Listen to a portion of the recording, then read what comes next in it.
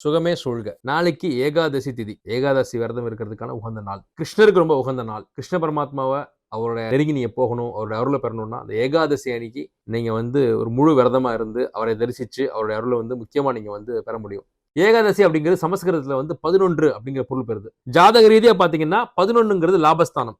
அப்போ ஏகாதசி அன்னைக்கு நீங்க விரதம் இருந்தீங்க அப்படின்னா நிச்சயமாக பொருளாதார முன்னேற்றத்தை நீங்க அடையலாம். 10ஆம் இடம் தொழில் ஸ்தானம், 11 லாபஸ்தானம். ஏகாதசிங்கிறது சமஸ்கிருதத்துல 11ங்கிறப்போ நீங்க ஏகாதசி அன்னைக்கு கிருஷ்ணரை வழிபட்டு கிருஷ்ணரை நினைச்சு பகவத்கீதையெல்லாம் படிச்சு கிருஷ்ணர் நினைப்பாவே இருந்து அந்த ஏகாதசி அன்னைக்கு முழுமையாக நீங்க விரதம் இருக்கும்போது யாரால முடியுமோ அவர்கள், முடியாதவர்கள் கிருஷ்ணரை நினைச்சு வழிபட்டுட்டு அந்த ஏகாதசி திதி முழுக்கவும் கிருஷ்ணர் வழிபாடு பண்ணா நிச்சயமாக உங்களுக்கு அவருடைய அருள் கிடைக்கும். மற்ற திதிகள் நீங்க விரதம் இருந்தா கூட இந்த ஏகாதசி திதி அன்னைக்கு நீங்க இருக்கக்கூடிய விரதத்தின் கிடைக்கக்கூடிய பலன் போல கிடைக்காது. அந்த அளவுக்கு மிக மிக சிறப்பு வாய்ந்த ஒரு திதி அது. இந்த ஏகாதசிங்கிறது நம்மளுடைய பௌர்ணமியில இருந்து 11 நாள், இல்லைன்னா அமாவாசையில இருந்து 11 நாள். அமாவாசை இப்ப முடிஞ்சிருக்கு, அதுல இருந்து 11 நாள் உங்களுக்கு ஏகாதசி திதி, வளர்பிறை ஏகாதசி.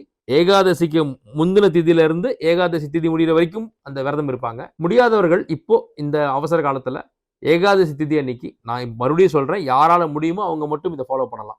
காலையில 6 மணிலேருந்து சாயந்தரம் 6 மணி வரைக்கும் வெறும் நீராகாரம் மட்டும் சாப்பிட்டு 6 மணிக்கு மேல கிருஷ்ண பகவானுக்கு ஏதாவது நெய்வேத்தியம் படைத்து அந்த விரதத்தை நீங்களும் விட்டு நெய்வேத்தியத்தை சாப்பிட்டு நீங்க விரதத்தை விட்டுக்கலாம். இதை கடைபிடிக்க இதை ஒவ்வொரு மாசத்துக்கும் 2 ஏகாதசி வரும். அந்த 2 ஏகாதசியும் இந்த ஏகாதசி விரதத்தை நீங்க கடைபிடிச்சீங்கன்னா நிச்சயமா ஒரு மிகப்பெரிய ஒரு பாக்கியம் கிடைக்கும். பொருளாதார வெற்றியும் பொருளாதார உயர்வும் நிச்சயமாக கிடைக்கும்.